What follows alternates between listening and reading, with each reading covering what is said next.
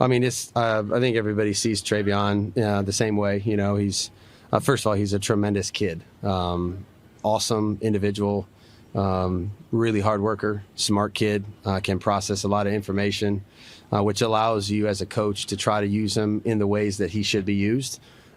Explosive, you know, I think we all saw that the other night, and tough, physical. So I have many negatives to say about Trey. You know, but excited to coach him. We've had some really good players with skill sets that are somewhat like his. Maybe nobody quite as fast as, you know, Vereen was probably the fast. Him and Danny Woodhead were fast, but Travion's fast. So excited to be with him. Woo, you know you fast when someone says he's fast. He's fast. Let's bring in Evan Lazar, who is also fast. Evan Lazar of Patriots.com. Welcome to the show, my friend. You hear Josh McDaniels here talking about Travion Henderson. Let me find out, this kid could be an all-timer with the skill set he has, Evan. What were your takeaways from watching? Look, you get once to make a first impression, right? Boy, did he make an impact in the first look with the Patriots, didn't he, Evan? Absolutely, and he has a knack of doing this, even going back to college. I believe his first college game, he had a touchdown that was of like 70 yards as well. Wow. So he has something brewing here with Travion Henderson. And the one thing we've seen out at practice, whether it's against Patriots on Patriots or in the Commanders joint practice, is that linebackers just have a really tough time with Travion Henderson out of the backfield as a receiver, whether it's a wheel route or some sort of vertical route down the field. He's going to win those foot races more times than not. So it's an exciting matchup piece for Josh McDaniels. Okay, let's stick with the running backs for a second, because we're going to ask you a plethora of questions. I'm just going to be direct here. Is Ramondre Stevenson cooked? Because I think this kid's going to be the starting running back. I think he won the job in his first look with the Patriots. What say you? Well, ball security is the biggest thing for Ramondre Stevenson, and he knows that. He comes out and he says it himself every time we talk to him, that's a big area of emphasis for him. But I think what's Ramondre's got going for him is that his skill set is very complementary to Travion Henderson. So the two of them together, kind of this thunder and lightning duo where you have one power back, one speed back. And the biggest thing with Henderson that I keep coming back to is, how do you keep him healthy? Like, how do you keep him fresh? How do you keep him healthy? Because he is a smaller running back, is 190-ish, 195. So you don't want to run him into the ground. So the best thing you can do, Ramondre on maybe first and second down, short yardage situations, those types of things. And then Travion Henderson is your speed back or your sub back, and they kind of have a nice duo going there. Almost like Montgomery and Gibbs-ish, right? In Detroit. That's the goal, yeah, exactly. Okay. I see that vision. Go ahead, Case. I see it. All right. I kind of knew where Travis was going on that one, and I was going to follow up with kind of anticipated workload. So maybe let's play a game here. Say that Ramondre isn't as reliable as one hopes, because ball security is job security. So from what we saw in preseason game one, what could you anticipate Henderson's workload looking like?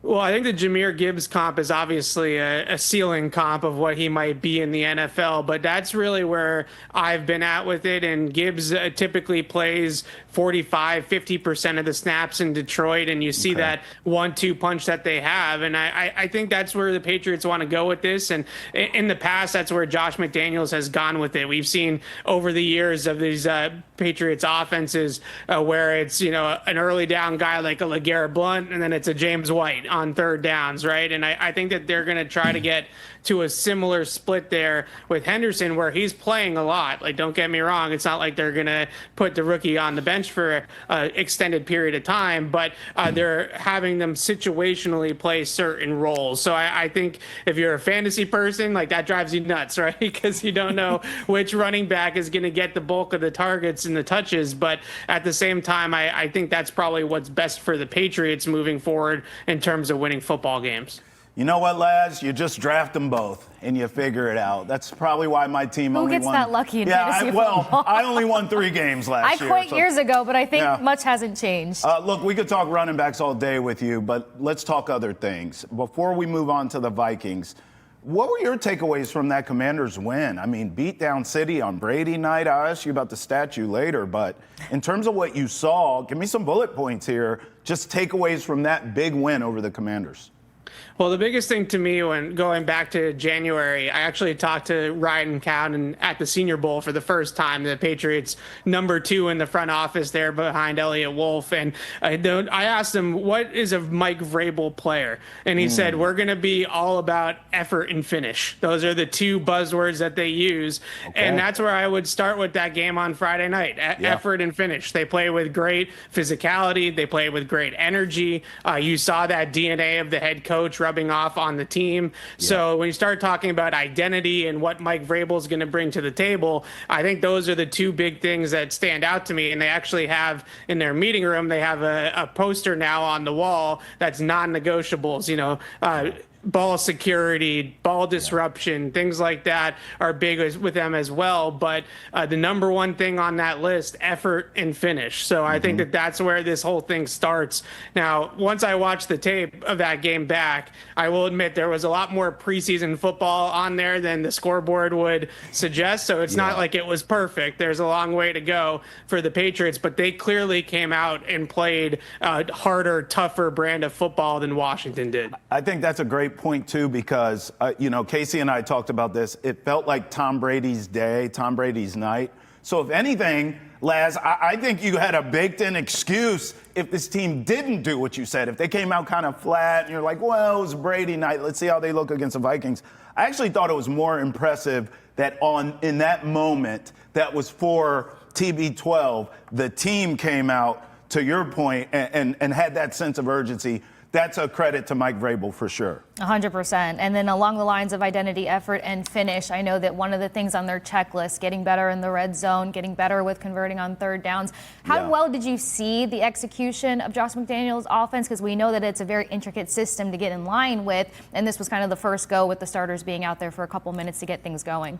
Yeah, it's a good question on third down, because they obviously start the game with a strip sack, which is not what anybody wanted to see. Yeah. And I think that's the biggest question right now that I have about their offense is passing offense in general. And it's not just one area. It's quarterback, pass protection, and receivers. Are they going to have the line that's going to hold up in pass pro? Are they going to get receivers open down the field for Drake Maye? And is he going to be consistent and smart with the football in those key situations? Remains to be seen. Now, on the second drive, they get into the red zone, and you see the mobility from Drake Maye. And I just think that element of his game is going to be so dangerous for the Patriots, especially when they get down by the goal line, that you have to worry about the 11th guy on the field being the quarterback, that he can just take off and run it in and jog it into the pylon there like he did on Friday night. So the good news is I think they're going to be able to be pretty dynamic down in the red zone, especially closer, inside the 10, inside the 5, because Drake Maye can use his legs,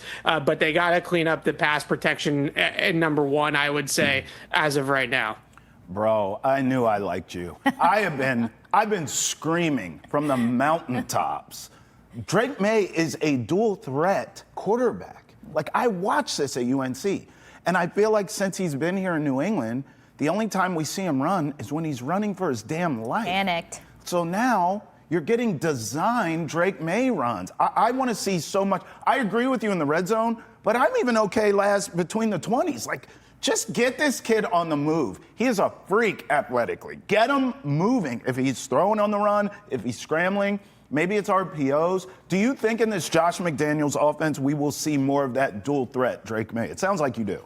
I do, and it might not be always between the 20s, maybe third downs and red zone. I think right now, those high leverage situations, but I get into debates on our shows about this all the time with people, because to me, that's Drake Maye's superpower. Like, his ability to create on the move, whether it's throwing the ball or running the ball himself, that off platform, out of structure element that he brings to the game. That's very Josh Allen-esque. If you try to reel that in and make him a designed, pocket passer, I just think that you're asking him to play left-handed. It's really limiting the skill set that he has. That's really a special skill set. So allowing him to run, allowing him to go on the move outside the pocket, out of structure, playmaking, things like that, I think you have to invite that. Like, you have to welcome that element for Drake Maye. And I do think they're going to design more runs. Josh McDaniels hinted at it yesterday when he said he had 400 something rushing yards without any design runs. So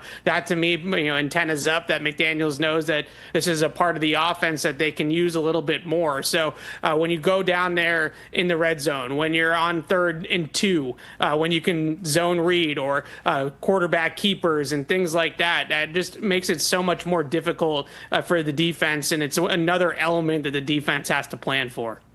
Yeah, I love that the broadcast basically said that he would be a punishing quarterback who can expose any kind of gaps out there, and that's going to be a headache for a number of defenses, so something to look forward to. You said something really important here about potentially forcing him to be a pocket passer, or basically straying away from it, which leads me to the offensive line. We saw a number of combinations for the offensive line. I refer to it as musical chairs, but where do you kind of stand on a grade scale of where this line is at? Because we've had so many different assumptions and headlines, and I know some fans like to go straight to the doom and gloom, but where do we realistically stand? That's me.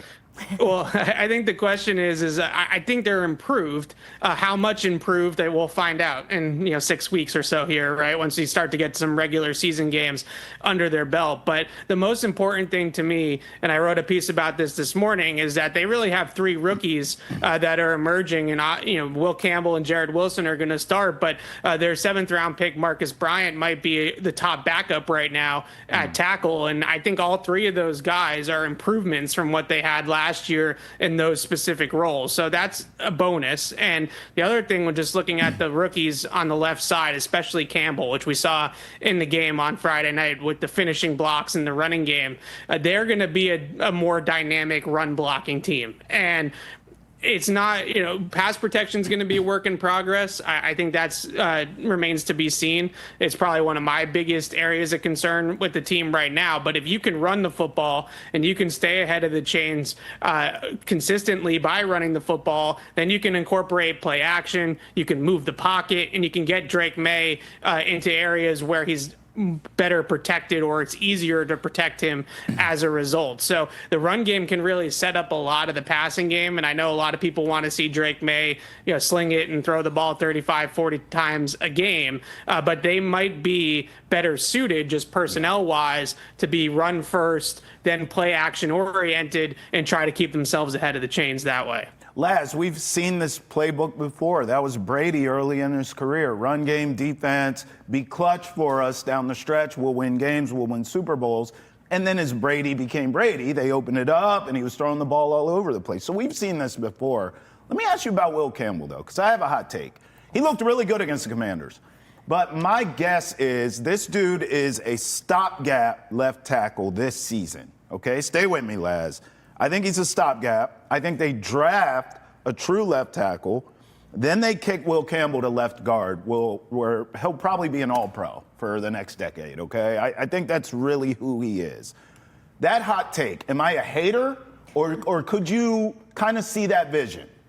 No, you're not a hater because you're not alone, right? There's a lot of people that feel the same way going into the draft with Will Campbell. But to me, the question with Will Campbell is, can they get the pass protection to a high enough level that he can stay at left tackle? Because that's the goal. It's a much more high value position. It's better for the team if he can stick at left tackle. So that's the ultimate goal there. But the run blocking element of his game, I don't want it to go unnoticed. He is a dynamic run blocker. He is somebody that can be a true centerpiece of your run game, and you can design runs running behind him like we saw on Friday night with those toss plays to TreVeyon Henderson, where he is the key cog in getting that run started and down the field. And his nastiness, his play demeanor, it all translates, and it sets a tone, physicality tone, like we were talking about earlier, for the entire offensive line. So I really have enjoyed watching Will Campbell run block even in practice. He does the same type of thing in practice where he's just moving bodies and being nasty and just being difficult to play against. Now, maybe the pass protection doesn't catch up enough for him to stick at tackle long term, but I'm still optimistic that he's going to be able to do it. He just has to learn how to play tackle with his dimensions at this level. He's not going to be able to do the same things that he did in college. He's going to have to adjust to the fact that he's going up against longer, more explosive players that might give give his length and his lack of width, body width, a little bit more challenges than what he saw in the SEC. It just sounds like a guard to me, Laz. Like, it just sounds like a guard, bro. Like, I mean, like, he's got to adjust his whole game because of his dimensions. That's a guard, bro. I hear you. It's definitely something that has popped up, and I think the main thing that you see with him is the speed off the edge. He's got the length he's got to go out there and reach those guys. Right. And when he overextends, then they beat him to the inside. So it's kind of like a two-way street there, where he's got to find that exact balance of how do I protect the corner, but how do I also not get over exaggerated there and open up the inside. So that's been the balancing act for him. But I do think that his hands and his anchor are good enough that he's able to hold up at tackle, at least for his rookie season. And let's see what it looks like after 17 weeks. We'll need him to hold up. You guys both mentioned pass protection and how far that needs to come along. That just makes me think of this wide receiving room. To some, they think that it's pretty loaded. To others, they're hoping that, I don't know, you pick up a frustrated wide receiver or two out there. But let's talk about Chisholm for a second, because I feel like he made a case for himself. But also, you mentioned when you look back at this game, it very much is a preseason game. So how much hype did we see and how much reality did we see of him potentially making a roster? Yeah, I think that the biggest play that stood out to me with Chisholm is a 3rd and 2 play with Josh Dobbs, where he just broke into a little soft spot in the zone, sat down right over the sticks, and Josh Dobbs hit him. And it just kind of is one of those plays in this McDaniels offense that we've seen for decades, right? Whether it was going all the way back to Troy Brown to Julian Edelman, right? You just see that little quick hitter over the middle and that ability to move the chain. So Dobbs said it yesterday when we spoke to him. All the coaches say the same thing.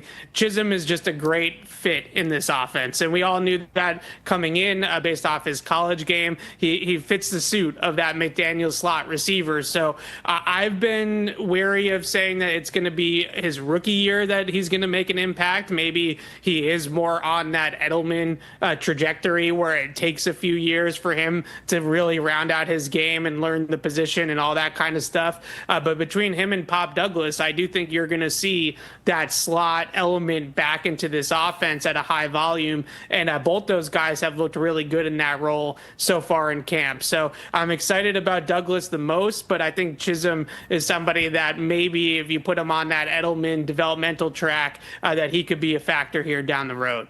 All right, bro, look. I know you're the alpha and the omega at Patriots.com, but it's just me, you, and Kasey talking here, and our Boston has entered the chat family, so you could keep it real here. I'm going to ask you flat out your thoughts on the Tom Brady statue, because I'm going to be honest with you. I thought it was safe what they did. It was smart. They didn't overdo it. They didn't get too cute with details, because that's how you blow it. They just gave you a solid statue. This is clearly TB12. He's got a generic pose. There it is. It's larger than life. Perfect. I thought it was great. Kasey said it was boring. What say you, my friend? You're the final verdict. Before he gives you your moment, this is a safe place. It's a safe place. He loaded up there to almost direct your thoughts and answer. Just know that there's no bullying here. Yes. Okay, let me ask you this question before I answer. Have you guys seen it in person yet? I have not. No. So I'm telling you, it's better in person than what it photographs, and it photographs well. Okay. But it's even better in person, I would say. And I think the biggest thing to me that stands out is that, well, first of all, box one checked. It looks like him, which is the most important thing. Check. Right? Very So that one is the most important. And I will admit, I was a little bit skeptical of the pose. Like, I was worried about the pose. I was like, it's not an iconic Brady pose. I'm not sure. It's generic. With all that stuff. Boring. But when you see it, and he's every bit of 17 feet tall. Great. So when you see it and you're like right in front of it and it looks like him and he's got that powerful fist in the air, it's iconic. Like it really like, captures the moment. I think of his aura, and his essence of just being larger than life. It absolutely does do that. And I think that that's maybe a little bit different than like seeing it in a picture, because it's not towering over you in a picture. So you can't really get that feel for it. Right. And I would also just say the detail on this thing, I didn't even know like some of these details were possible in terms of like the artist just did an awesome job with like his pads and, all the little different intricacies on the statue are just really cool to see. And then the base is really cool as well. The 6-sided base is very cool too. So once I got up close to it and sort of took a few minutes to like walk around it and see all the different little details, I was really impressed with that as well. Bro, I told Kasey, I said, listen, go ask Ronaldo You didn't say it as and well Dwayne as Evan Wade. just did. You didn't say it as Go well. ask other athletes how they feel about their statue. Brady can be proud of his. Laz is with me. I told you, Kasey. I'll take a glance August 23rd, but thank you for at least laying that out better than it's smart. It's smart. That's all I got from Travis. They did a smart go on. It was safe, right? Hey, Evan Lazar, Patriots.com. Thank you so much. We appreciate you. We're going to have you back. We're waking you up early again. We like you. We're bringing you back on the show, man. We appreciate you.